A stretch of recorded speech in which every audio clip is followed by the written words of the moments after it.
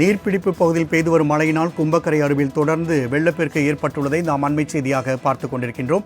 மேலும் கூடுதல் விவரம் செய்த பீர் முகமது வழங்க கேட்கலாம். பீர் முகமது, தற்பொழுது இந்த கும்பக்கரை அருவியில் ஏற்பட்டுள்ள வெள்ளப்பெருக்கு காரணமாக தொடர்ந்து குளிக்க தடை விதிக்கப்பட்டுள்ளது. மேலும் அங்கு இருக்கக்கூடிய கள நிலவரங்களை பதிவு செய்யலாம். வணக்கம் ராம்குமார். தேனி மாவட்டம் பெரியலம் அருகே 10 கிலோமீட்டர் தொலைவில் உள்ளது இந்த கும்பக்கரை நீர்வீழ்ச்சி. தேனி மாவட்டத்தின் முக்கிய சுற்றுலா தலமான இந்த நீர்வீழ்ச்சியில பாத்தீங்கன்னா கடந்த ஞாயிற்றுக்கிழமை மதியத்திலிருந்து தொடர்ச்சியாக அவ்வப்போது கனமழை பெய்து வருகிறது. இதன் காரணமா பாத்தீங்கன்னா திங்கட்கிழமை காலையிலிருந்து பாத்தீங்கன்னா சுற்றுலா பயணிகள் குளிப்பதற்கு வனத்துறை தடை விதித்தனர். வனத்துறை கட்டுப்பாட்டில் உள்ள இந்த கும்பக்கரை நீர்வீழ்ச்சியில் பாத்தீங்கன்னா பாதுகாப்பு காரணம் கருதி இந்த கும்பக்கரை நீர்வீழ்ச்சியில சுற்றுலா பயணிகள் குளிப்பதற்கு 3வது நாளாக இன்று வரை தடை நீடித்து வருகிறது.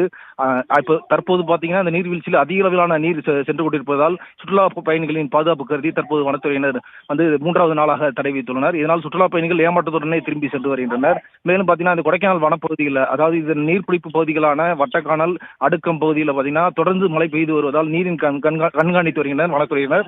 அதாவது நீரின் அளவு சீராகும் வரை இந்த தடை தொடரும் என தெரிவித்துள்ளனர். மேலும் பாத்தீங்கன்னா இப்பகுதியை சுற்றி உள்ள விவசாயிகளும் பாத்தீங்கன்னா இந்த ஆற்றில் கடக்கவோ குளிக்கவோ கால்நடை குளிப்பாட்டவோ வேண்டாம் எனவும் எச்சரித்துள்ளனர்.